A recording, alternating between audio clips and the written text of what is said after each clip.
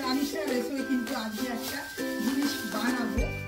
ভিডিওটা করছি এই কারণে নতুন নতুন শিখেছি এবং শেখার পর এখন মনে হয়েছে সেই ভিডিওটা আমি পোস্ট করে তোমাদের শেখাতে চাই। আজকে বানাবো শীতের দুর্দান্ত নান খাটা, যেটা কিন্তু খেয়ে মনে হবে তোমরা একদম বাজার থেকে কিনে খেয়েছো। এবং এই নান খাটাটা কিন্তু তোমরা আমি নিজের হাতে তৈরি করছি এবং দোকান চাই বিস্কুট সেখানে তো রোজই খুব ভালো পরিমাণ বিক্রি হচ্ছে। তোমরাও যদি খেতে বা নিতে ইন্টারেস্টেড হও অবশ্যই আমার সঙ্গে যোগাযোগ করবে।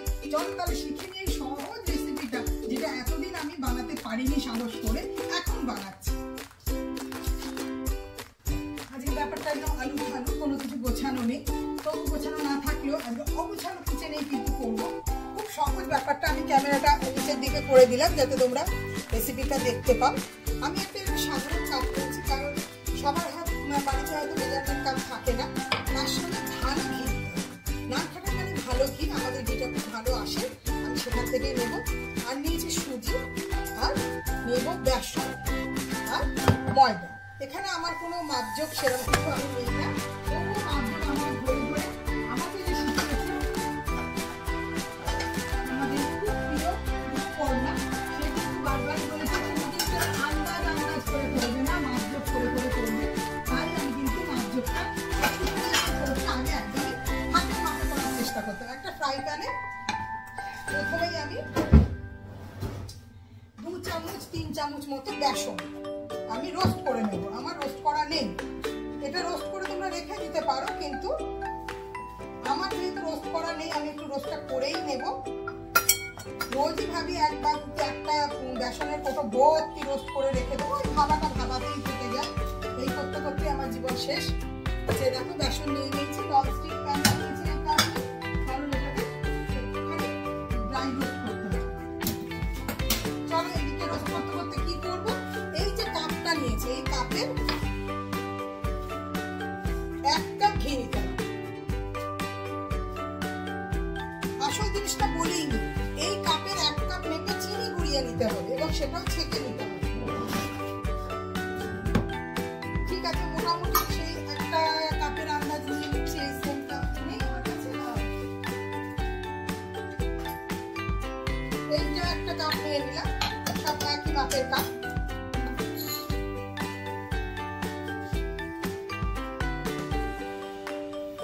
দেখো 1 কাপ চিনি নিয়েছি। এটা কিন্তু তোমরা ইচ্ছে করলে চিনিটা একটু দানাদারও দিতে পারো। আমি প্রথম দিন দানা করেছিলাম, ওটাও ভালো লাগছে, পরের দিন ছেঁকে করেছি, ওটাও ভালো লাগছে। ভালো করে এটা রোস্ট করতে হবে। তা করতে করতে চলো চিনিটা গুঁড়িয়ে নেব। নর্মাল মিক্সিতে দিয়ে চিনিটা ভালো করে গুঁড়িয়ে নেব, একদম সহজ ব্যাপার। কিন্তু গুরু বিনা কোনো শিক্ষাই তো সমাপ্ত হয় না। আমার কন্যা ও আমাকে খুব ভালো করে শিখিয়ে দিয়েছে এবং সেটাকে আমি আমার নতুন করে আরো ভালো করে করলাম। এই জন্য যেটা শিখেছি সেটা থেকে ভালো শিখতে পারলে অনেক বেশি, সব থেকে যে শেখায় তার বেশি আনন্দ হয়।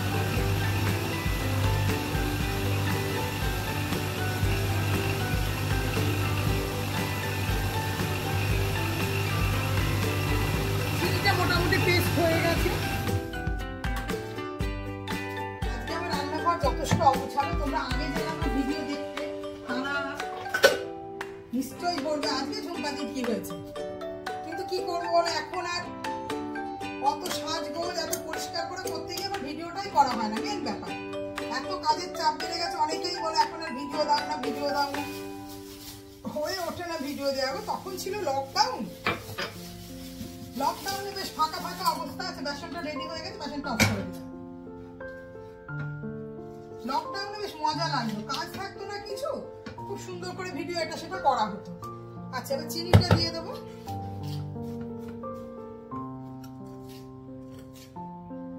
আজকে কেকও করতে হবে, কারণ নতুন গুড়ের একটা কেক আমি করি, যে কেকটা এত সুন্দর হয় খেতে, ওই কেকটাও শেষ।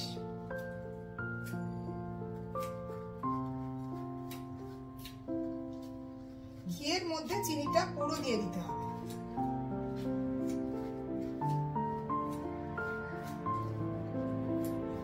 বেকিং করতে গিয়ে একটা কথা না বললেই নয়, ভারতী কাকিমা আমাদের পূর্বাশায় থাকতেন, আমি যখন ক্লাস 10 পাস করি না, পরীক্ষা দিয়েছি মাধ্যমিক, তখন প্রথম উনি কেক খাইয়েছিলেন বাড়িতে, হোমমেড কেক।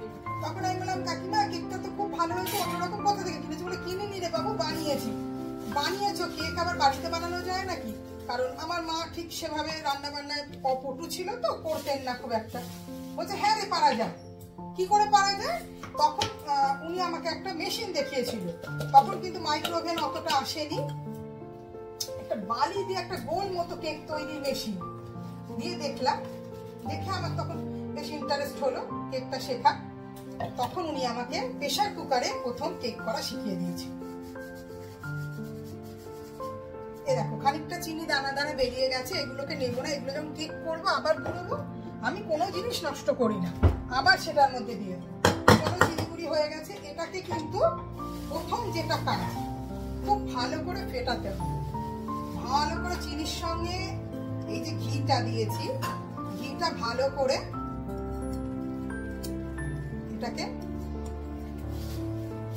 আজকে বোলটা একটুখানি তোমাদের দেখাবো বলে সাদা বোল নিতে গিয়ে ছড়িয়ে যাচ্ছে, না হলে আমি যে বোলটায় কাজ করি সে বোলটায় খুবই ভালো ফেটানো হয়। এখানটা একটু কেটে করি, কারণ যাতে আমি একটা স্পিড।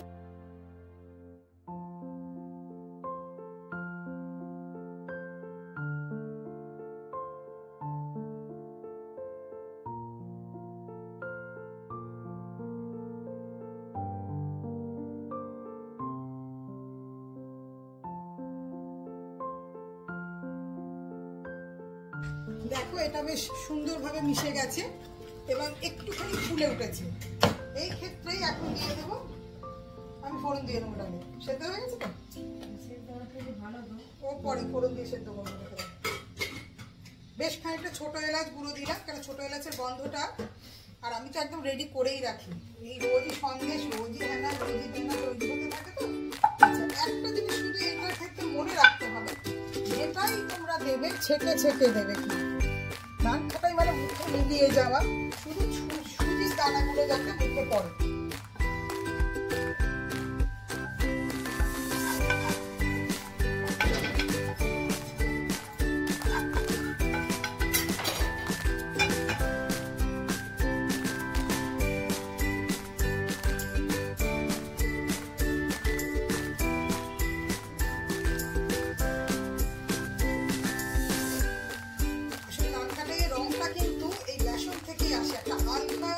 যে বাসন্তী কালার কি হলো,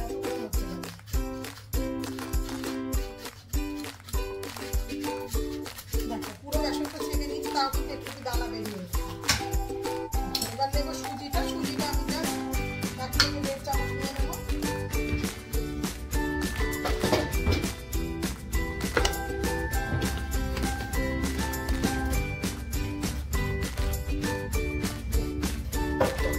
সুজিরও কিন্তু অল্প দানা বেরিয়েছে।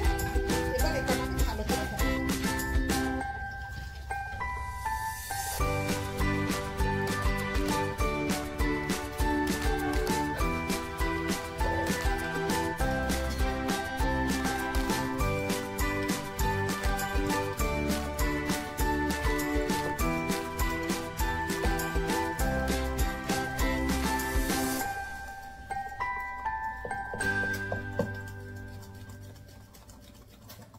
ভালো করে মিশে গেছে।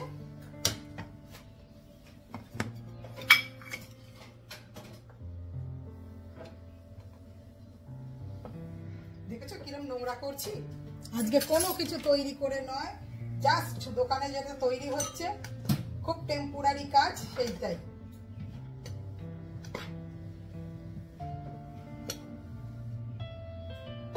ময়দাটা দেবো 1 কাপ, আরো 1/2 কাপ।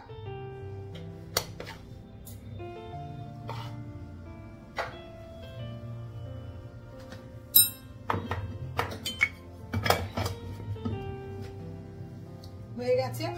এর মধ্যে যথারীতি সেই হাত মাপিয়া, আমি কিন্তু এতদিন বাদ মেজারমেন্ট কাপ কিনেছি, কিন্তু তাও ইউজ করতে ইচ্ছে করে না। স্বভাবটা বড় খারাপ, হাতে হাতেই মেরে দেওয়া হয় তো। যতটা খাবার সোডা দেবে ঠিক তার ডবল বেকিং পাউডার, এটা কিন্তু মনে রাখবে, মানে বেকিং সোডা যতটা পড়বে বেকিং পাউডার তার ডবল, ঠিক আছে? এই হয়ে গেল। আবার যথারীতি এটাকে ঢেকে নেওয়া হবে।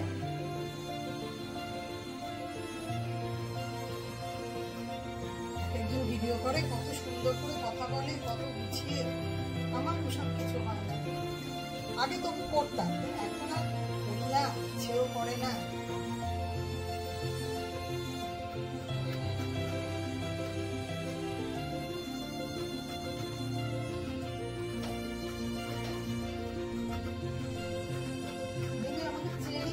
আর ওই পেস্তা যেটা ভেঙে রেখেছিলাম ওইটা দেবেন, উনিই রেখেছিলাম।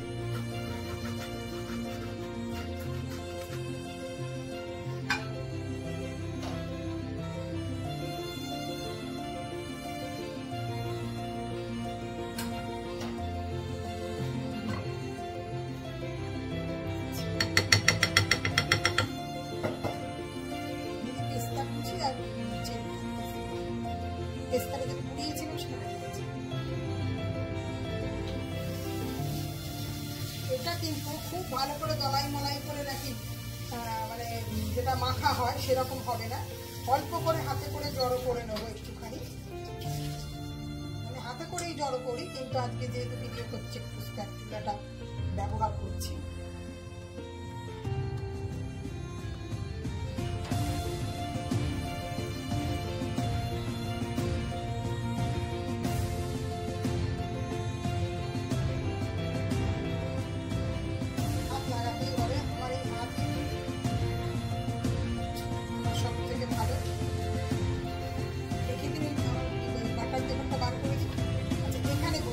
হাতে একদম ঠিকঠাক মাখাটা হয়, কোনো রকমে আমাকে এটাকে কিছু করতে হবে না, এটা জাস্ট একটুখানি জড়ো জড়ো করে নিয়ে এটাকে ফ্রিজ করে দেবো ঢাকনা দিয়ে।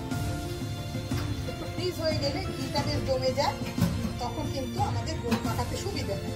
এটাকে জড়ো করে দেবে এভাবে, খুব সুন্দর জড়ো হয়ে গেছে।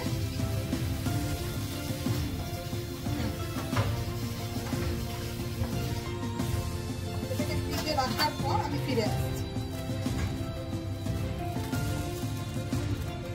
দেখো এটা কিন্তু মোটামুটি এক জায়গায় সবকটা জড়ো হয়ে গেছে, কত সুন্দর গন্ধ বেরিয়েছে। এটাকে একটা সাধারণ ঢাকনা দিয়ে আমি নর্মাল ফ্রিজে রাখবো আধ ঘন্টা পর আমি এটাকে বেরিয়ে, ওরে বাবা রে ক্যামেরা পড়ে গেছে।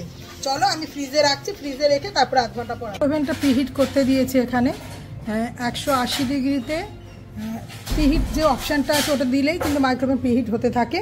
আর এই দিকে আমি তৈরি করে নিয়েছি খানিকটা চেরি কুচি আর খানিকটা পেস্তা কুচি, তৈরিই থাকে আমার, আর দুখানা বাটার পেপার দিয়ে অর্ডিনারি স্টিলের থালা, হ্যাঁ করে নিয়েছি, এর উপরেই করবো। আর নিয়েছি কিন্তু একটা আইসক্রিমের স্ক্রুপ, ওটা দিয়ে গোল গোল করে করবো। আমি ক্যামেরাটা দাঁড় করিয়ে নিয়ে আমি নিয়ে আসছি। দেখো এটা ফ্রিজ থেকে বার করেছি, যেরকম আছে সেরকমই থাকবে, শুধু একটা করে এরকম হাতে লেচি কাটবে, তোমার সাইজ, আমি হাতের মুঠোর মাপেরই করি। দিয়ে আমি এটার মধ্যে দিয়ে দিচ্ছি মাপটা যাতে ঠিক গোল গোল গোল গোল করে হয়। দিয়ে এইভাবে কিন্তু একটার পর একটা আমি রেডি করে নেব, তাতে মাপটা একদম ঠিকঠাক হয় আর জিনিসটা খুব সুন্দর দেখতে হয়, খেতে তো অপূর্ব হয়। রোজই এই এক ট্রে করেই আমার হয়, মানে 2 থালা রোজই বিক্রি হয়ে যায়, গরম গরম নান খাটাই। আর কিছুটা আছে যারা আমার প্রিয়জন, তাদেরকে আমি খাওয়াই। এটা যখন দেবে না একটুখানি এরকম হাতে গোল করে নিয়ে একদম ফাটল যেন না থাকে দেখে নেবে। কোনো কোনো সময় এক্সট্রা বেক হলে একটু ফেটে ফেটে যায়, আবার কিন্তু বেকিংটা যাতে ঠিক মতো করতে পারো দেখবে, তাতে কিন্তু কোনো রকম ফাটল হবে না এবং খুব সুন্দর দেখতে হবে। এইভাবে পুরো পুরটাকেই আমি লেচি কেটে কেটে, তোমরা যেরকম সাইজ করবে করতে পারো, কেন এটা একটু বড় হয়ে যাবে। আমার যেহেতু দোকানে বিক্রির ব্যাপার আছে, আমি কিন্তু এটাকে এই সাইজে রাখবো।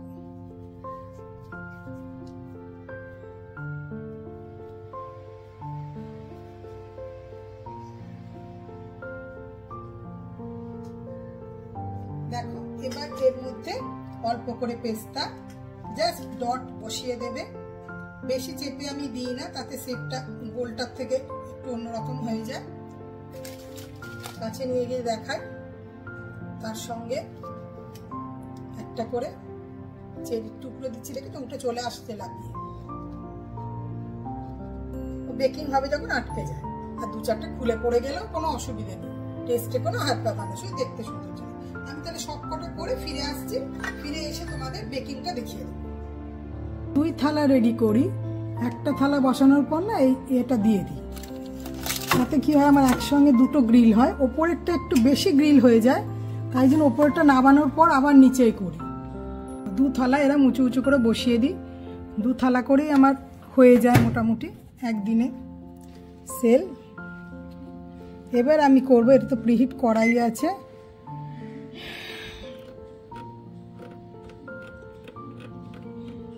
সরি ভুলভাল হয়ে গেল, আবার ঠিক করে করতে হবে।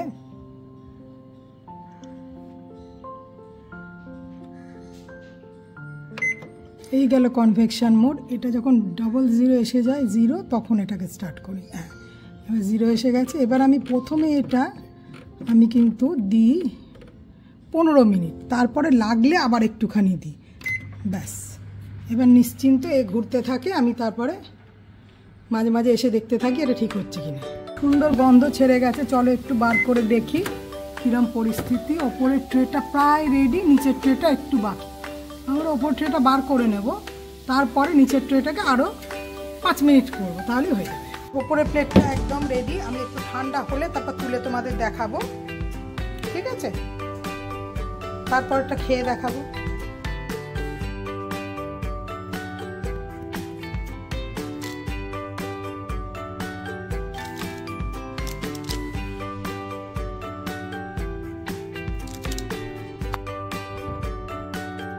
নানখাটাই যেটা, সেটা খুব সুন্দর খেতে হয়। এটা কমপ্লিটলি ভেজ, কোনো ডিম থাকে না। সব থেকে বড় কথা, এগুলো কিন্তু বোন নানখাটা দিয়ে সব থেকে বড় সমস্যার সম্মুখীন হয়েছে। এটার নামটা শুনেছি নান খাটাই, কেন কোনো খাটাই সে মধ্যে নেই। কিন্তু একজন বলেছে শক্ত শনপাপড়ি, আর একজন বলেছে এটা ময়দার সন্দেশ। আমি জানি না, আমি খাবো এখন ঠিকঠাক হয়েছে কিনা আবার দেখে তারপর বাকিগুলো বিক্রি।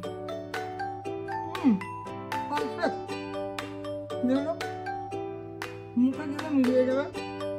এটা হচ্ছে আমাদের 2 তলা রেডি হয়ে গেছে। এটাকে রাখবো আমি একটা কন্টেনারে খুব সুন্দর করে সাজিয়ে, কারণ সাজিয়ে কিন্তু এগুলো ভেঙে যাওয়ার সম্ভাবনা থাকে, খুব যেহেতু মুচমুচে। কিন্তু এটা তৈরি করে তোমরা 7 দিন 10 দিন যারা রেখে দিতে পারো। আর বেশি থাকলে জানি না, আমার ঠিক 1 দিন লাগে। আমার 2 থালা শেষ হতে 1 দিন লাগে। আজকে শেষ হয়ে গেছে, কালকে দোকানে আবার দাবি জায়গা বলেছে আসবে তো, না হ্যাঁ নিশ্চয়ই আসবে। ওই জন্য টুক করে তৈরি করলাম, আর তার সঙ্গে ভিডিওটা রেডি করে ফেললাম। অনেকেই বলছো এটা আমি কিনে এনে খাওয়াচ্ছি, না আমি কিনে এনে খাওয়াচ্ছি না। আমি সবসময় সব জিনিস বাড়িতে বানাতে ভালোবাসি, এবং তোমাদের সবাইকে বলবো, কোনো জিনিস যখন শিখবে, আমার বাবা বলতেন গুরুকে সম্মান করে শিখবে। গুরুকে সম্মান করে শিখলে সেই শেখাটা একদম সার্থক। থ্যাংক ইউ রূপকন্যা, তোমার থেকে আমি খুব ভালো একটা আইটেম শিখেছি, এবং সবার কাছে এত জনপ্রিয় হচ্ছে জিনিসটা। এখন মনে হচ্ছে 2 থালা করে আমার হলে হয়ে যাচ্ছে, পরে ভবিষ্যতে আমি